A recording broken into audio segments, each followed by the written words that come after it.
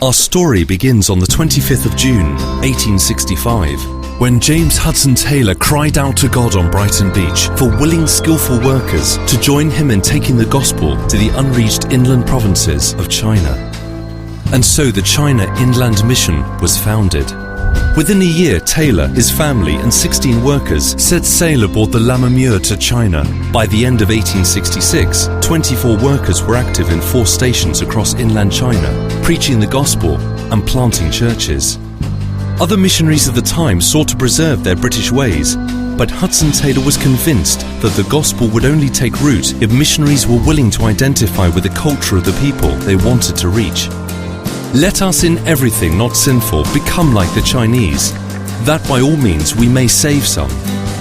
The following years saw a period of expansion for the China Inland Mission.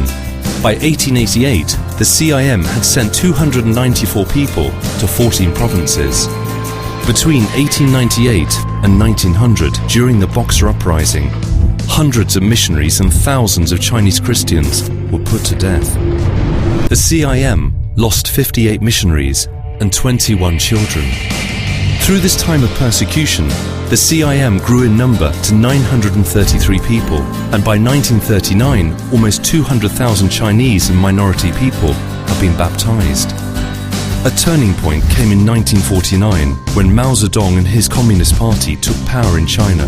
Despite wanting to stay, by 1950 it became impossible and the China Inland Mission had to leave. It was an uncertain time, but hope came when the decision was made to move out to new countries.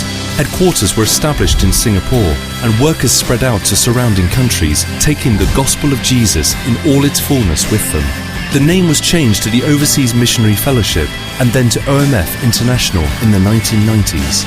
As OMF workers have sought to reach the vast and diverse people of East Asia, their skills and ministry have had to develop and diversify too. Alex rode his motorbike around Thailand, handing out Bible tracts. David broadcast Christian radio programs into Cambodia. Makino and Izu disciple students in Thailand. Kirk travels to the nomads of Mongolia, sharing the good news of Jesus. Irene trains Sunday school teachers in the Philippines. Carolyn prepares new Asian believers in the UK to return to East Asia. Sarah mentors marginalized women through jewelry making in China. And Peter teaches the Old Testament in Malaysia. In 2006, Dr. Patrick Fong became the General Director, the first Asian leader to hold this position in OMF International. Today we have over 1,400 workers from over 40 nations serving among approximately 100 people groups in East Asia, as well as among the Asian diaspora in Europe, Africa, the Americas, New Zealand, Australia and in Asia. This is how God has used us for the past 150 years. How will He use you?